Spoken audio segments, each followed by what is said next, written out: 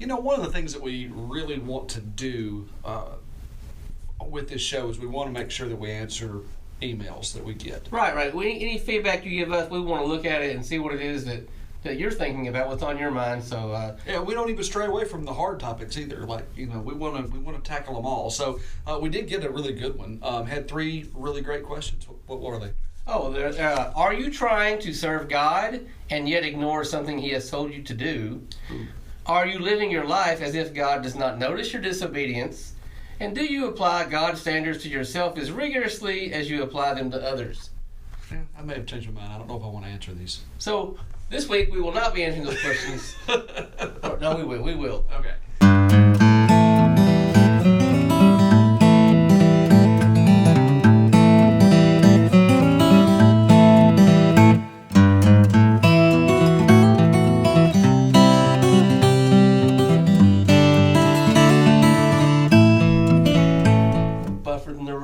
I knew that was coming. Okay, so 3 questions from an email. They're centered around an actual paragraph of some sort. I guess we can kind of give them the baseline for what the 3 questions are about. Go for it. I'll read it. It'll be up on the screen. And it's from Exodus 4:24. Old Testament. Yes. That's great. Good stuff. The Old Testament doesn't apply anymore, I've been told. But that's a whole So we got a whole New Testament to worry about. And it came to pass on the way at the encampment that the Lord met him and sought to kill him. That's deep. Kill who? About to find out. Read on. So Moses had just received one of the greatest commissions in history.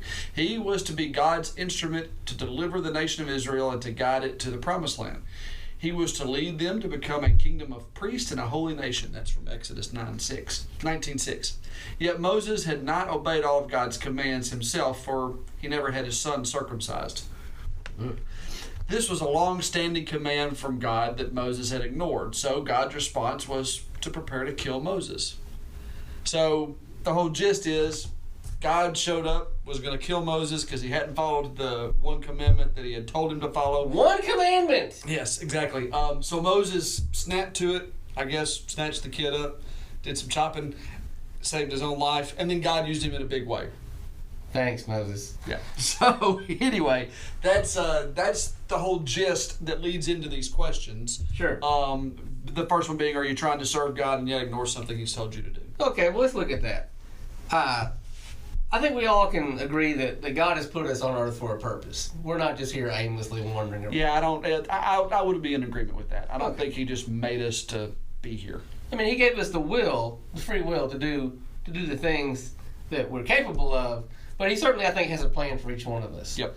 And so if God is telling you, if you feel, and God's not sending out burning bushes these days. I mean, No. I mean, I've tried to talk to burning leaves. They don't talk back. No. So basically, if God is speaking to you in your heart, right? Say, this is what I want you to do, and you feel it. I mean, I will tell you, I feel it when I know that God wants me to do something. I do. Yeah, I do as well. But sometimes, do you ever get that like conflicting, like you really feel like it's something God wants you to do, and then all of a sudden there's something else, and the two kind of clash against each other, and you're really convicted about both? Well, I find it more like what clashes what God wants me to do and what I want to do seem to be what clash, because sometimes they just don't jive. I mean, like, God wants me to do this, but I really could just watch the game. Well, so what about though when they're both religious God kind of things, church kind of things? Like God's calling you to possibly serve in another church, but you're grounded in this church and you're really a member of this church, and you've got all these great ideas to do at this church, so you don't know really which one God's leading you to do. Well, you just flip a coin. Oh. Because whatever God wants you to do, is He's going to make the coin flip the way He wants you to do. Gotcha. Problem solved. Oh, that's easy. That's easy. So back to the question though. Can you serve God and ignore some command He's trying to give you, or that He has given you, or some blanket command He's given all Christians? Like, right. I mean, we can give numerous examples, and those examples could lead to numerous shows. But sure. Can you serve God and ignore some of those? Just for example, going to church. Yes, because the Bible says, "Do not forsake gathering together in my name." So, can you? I think there are a few people out there that love to use the phrase, "I don't do organized religion. I can worship God from home." Sure. So, can you serve God and not go to church?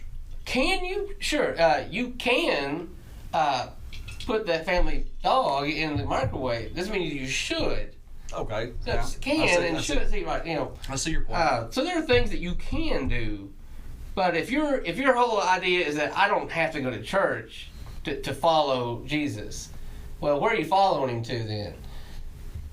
It's just my personal point. But couldn't you make the argument though that Jesus preached the Sermon on the Mount? That wasn't church. Okay. That wasn't a temple. It wasn't a building. It wasn't a building called church. But he was gathered with people who were listening to him. I mean, other Christians. Sure. So gathering.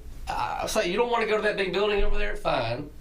Find some place where you're comfortable being. There's plenty of churches out there that have nothing to do with buildings. Right. Cowboy type churches that meet under bridges. I've actually served in a ministry where they had church underneath an overpass.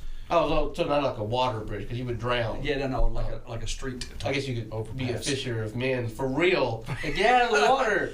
Yeah, that's true. That's true. Okay. But again, the question is, can you serve? So you've already said, can you serve and should you serve? Two different things, but let's really look at it a little closer than that. If you're not following, and first off, let's establish the fact that there's not a person on the planet that's going to follow all of God's commands all of the time. We're sinners. No, I try to focus on one or two at a time and just rotate them. Yeah, exactly. Yeah. Yes, that works much better. So, but if you're deliberately, so this isn't about can you serve God and be a sinner, because we're all sinners and we can still serve God even because we're sinners. Evidence here. Yeah, exactly. But the question is, can you deliberately ignore something that God has commanded you to do? Like, that it is something you should be doing, but you totally ignore it because it's difficult or it doesn't line up with what you want to do. So, all these other great things that you're doing for the Lord and ignoring this one, I don't know, does that make all of these great things null and void? It seems like you're inviting yourself to be swallowed up by a great fish, is what it seems like. Because I feel like the more you listen and follow the path that really God is calling you toward, even if you are doing other good things, the true blessing would come from following what He really is putting on your heart to do. That's just my take. And if you're really truly seeking to do what God laid on your heart to do, doesn't it stand to reason that you'd want to do all the other things too? Sure, I think even if they don't line up with what you. I think that the Lord will lead you in the right direction, and that you'll be fulfilled. Okay. In that way.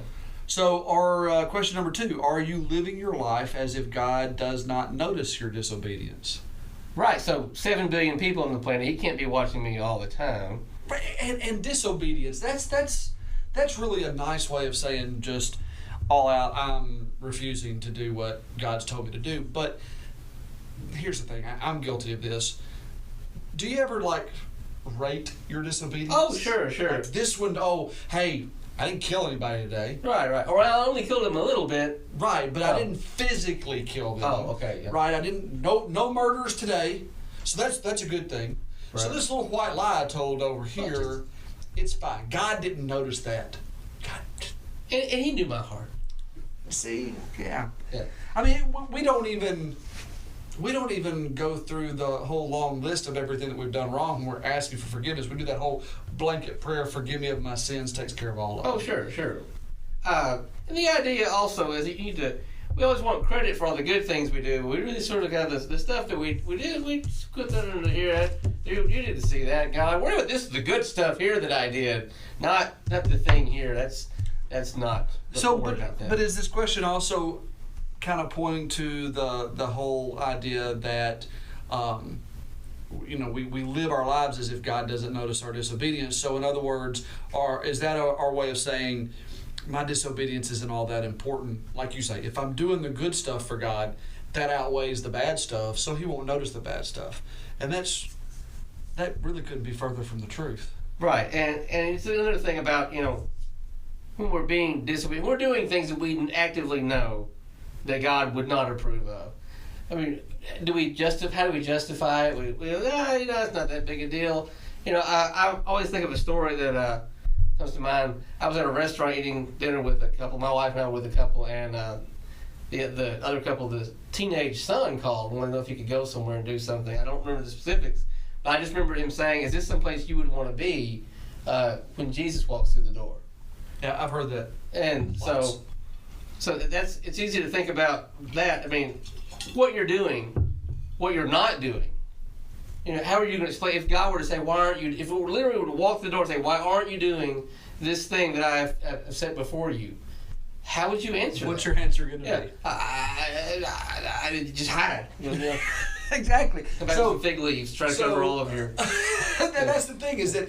So I can name a half a dozen concerts I've been to in my life that I've actually asked myself in the middle of the concert, "Oh Jesus, please don't come back right now." Was there a cloud lingering in the atmosphere? Oh no, there's just a whole bunch of pentagrams and 666s on the wall. What kind of concerts have you been going? It was a Motley Crue concert. Motley Crue. Yeah, exactly, and it was back in the 90s. Yeah. So long time ago. I'm not sure the Crue was all that cool in the 90s. So shout out the devil thing. It was a great concert, by the way. But there was a part of me that said, "Please don't let Jesus come back right now." Now, here's the thing. He knew I was there. It's not like he had to come back to earth to find me there, right? He knew I was there. And it's not like if you made a list of all the things that you were doing wrong, the Motley Crue was going to be like way out on the list. Exactly. I'm just saying. Exactly. So, I mean, one sin's just as bad as another, and we have a really hard time understanding that ourselves, because we love rating them and saying this one's worse than this one, and yours is worse than mine, and mine is worse than hers, and so we do that. But that kind of leads to the third question. It does. So, do you apply God's standards to yourself as rigorously as you apply them to others? Oh boy, we are quick to judge others, it seems. The answer to that is no, no, no. Right, because Mama always said, if you can't say something nice about someone, make sure they're not in the room. Yep, that's exactly right. That's going to be our next shirt. That should be on the bumper sticker. It really should be.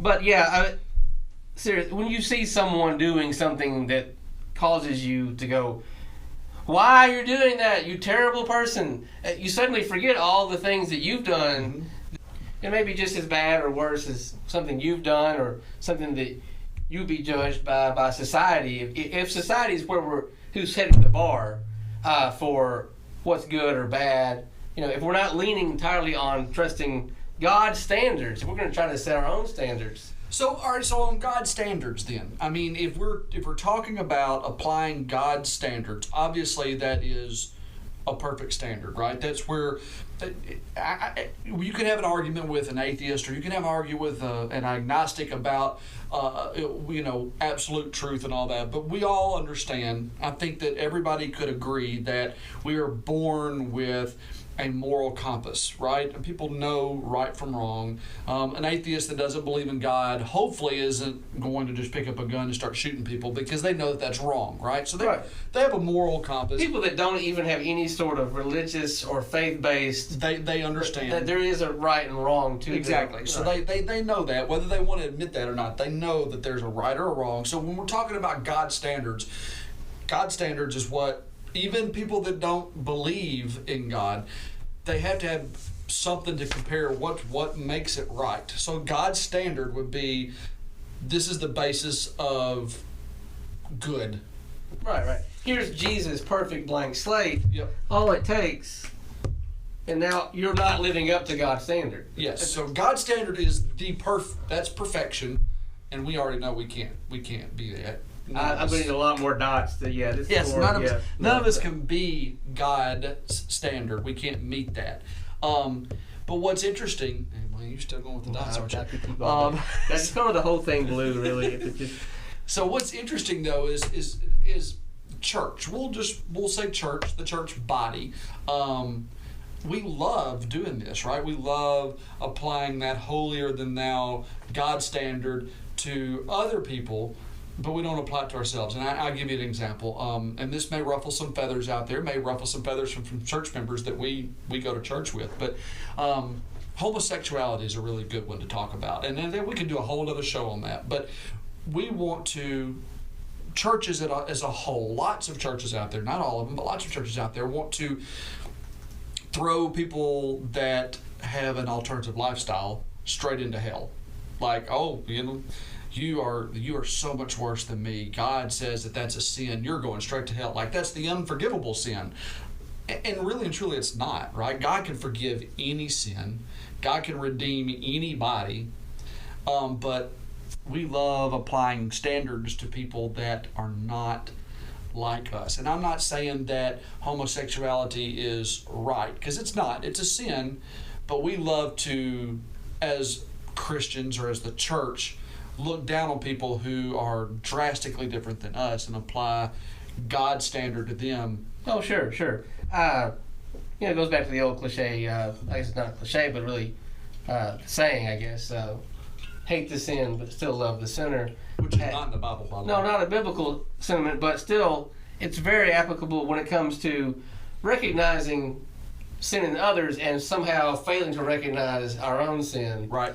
And seeming like we are in a position where we can cast aspersions on those people. Well, I mean, we're DaChurchGuyz, though. I mean, we are. We can do that. Well, we do it in a loving and kind and somewhat, good-hearted way to tell people that they're going to hell. I tried that when we did the man on the street, and you got on to me for that. That's true. Those were young people, and you don't want to scare them. But I hope that has at least answered some of the spirit of the questions. Yeah, you at least get our take on that. I mean, we're not perfect people, obviously, and we all have to work really, really hard to not look down on others. And then the one that really kind of kicks me in the tail is making sure that, what are you doing? I'm sorry. Star Wars. we have to make sure is that's the Death Star, isn't it? Yeah, and it's the Darth Vader's. We have to make sure that we are listening to what God's telling us, because lots of us love to say, "Oh, no, I can't do that." Do you know who you're talking to? I can't go on that mission trip. Are you crazy? But I can serve and I can teach Sunday school. See, if you're ignoring one thing. Yeah. We need help over with the nursery. Oh, that's not my calling. I'm more of a helping out with the food service on Wednesday kind of guy. I'm not really. Yeah. And so I get where you're coming from, but it's important to know that when God is trying to get your attention, and I think He does a pretty good job of it. Giving you, like I say, you're not going to get a burning bush, but you'll feel it. You'll know. You'll know. Yeah. He opens doors. Sometimes He opens like entire walls for people to walk through, because we need those nudges. Right. So I think it's a good time to really, since we're talking about all this really deep stuff, sure, to kick it to Billy and the dude for some more deep thoughts. Yeah, man. Always a good time for deep thoughts.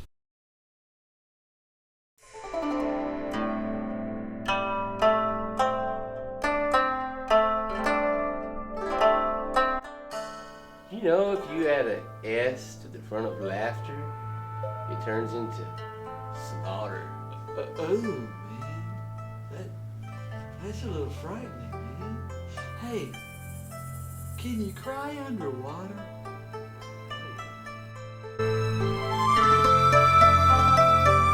So, back from deep thoughts, what do we got next? Okay, I thought we would try out the first of what I was many segments in a new segment that I like to call Other 3:16s.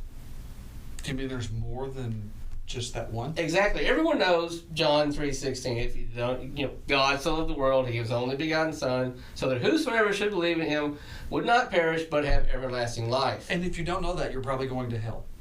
Would you stop telling people they're going to hell? I'm sorry. So, but I just figured that every other book, I mean, it stands to reason every other book's got a 3:16. Not every other book, it turns out, but there are many, many, many books of the Bible, and many of them have at least 3 chapters, and many of those chapter 3s have at least 16 verses. Okay. And I think that if you pour through them, you'll actually find some very interesting biblical accounts. So I thought I'd start off with the one that a lot of people probably know, but may not realize it was, in fact, a 3:16. You know, you should probably write a devotional like this. That's a good idea. Available for only $19.95 in paperback and hardcover. DaChurchGuyz. Yeah. That way I get a kickback on it. What? Yes. No. That's the way that works. Okay, so not all the 3:16s are just filled with just great stuff. I mean, some of it's just like lists of names, you know. But it's all biblical. So right, it is all biblical. So it had to have been important if it's in there. Well, here's one I think is pretty good. Okay. Okay. Well, when I say pretty good, I just mean it's a good one to start off with. 1 Kings 3:16.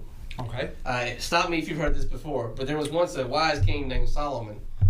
I'm still challenging some of the whole wisdom thing there with him. Well, as many wives as he had. Well, I'll tell you what, yeah. But no, this is how it starts out. And I'm using the NIV, so if you're one of those people that like, the King James Version was good enough for the Apostle Paul, and it's good enough for me, just bear with me. But anyway, so, now 2 prostitutes came to the king and stood before him. Now, if you want to get somebody's attention and starting a story out, that's an attention grabber. Right there. I'll give that one right here. Okay, so one of them says, "Pardon me, Lord, this woman that I live with, we had a baby. I had a baby, she had a baby, and on the 3rd day, when we woke up, we were all alone. But my baby, when I went to get him, was dead." Right? And I thought, well, hold on a minute, this isn't my baby. And I went over, and the other woman had my baby, pretending it was hers. Like, this woman's baby has died, she's taking my baby. I'm paraphrasing a little bit here. I can tell that. This is like a blockbuster movie. I know, it's very exciting. So, but the other woman said, no, that's my son. Hers is the one that is dead. The king says, all right. Before an episode of Jerry Springer breaks out, he says, now you're saying your son is the one that's alive, and you're saying your son is the one that's alive. Did the babies look just alike or something? Well, they were newborn. Yeah, they all kind of look like Yoda with no ears. Okay. When they're newborns. All right. Okay. So the king says, I've got this all figured out. Okay. Bring me a sword. I'm going to cut the baby in half, and I'll give half to each mother. And the real mother will not let that happen. You are ruining the story. I'm sorry. So the one woman says, yeah, cut the baby in half, give half to us. That's great, good idea. But the other woman says, no.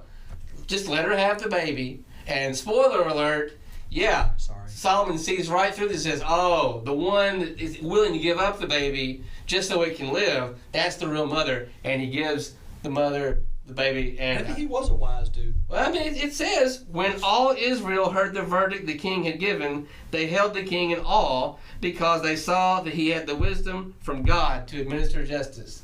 And when I say they held him in awe, that doesn't mean they went, aw, he's a baby, what'd you do, baby? Or the I mean, that's what they did. Or not. No. So anyway, that's just a brief little synopsis of 1 Kings 3:16. Just one of many 3:16s that you can find in the Bible. And so we can spend an entire episode just trying to find the whole theological meat of that right. story. I mean, yeah, it's all about sacrifice, right? The mother was willing to sacrifice and give up, her child so that it could live. I wish somebody would try that with my dog. This dog is not. This is my dog. Oh, you can have him. Don't cut him in half or anything. Well, if you want to. You're awful. You're awful. Anyway, that's all for our show this week, and we'll see you next time on The Church Guys Show. Church Guys. Yay!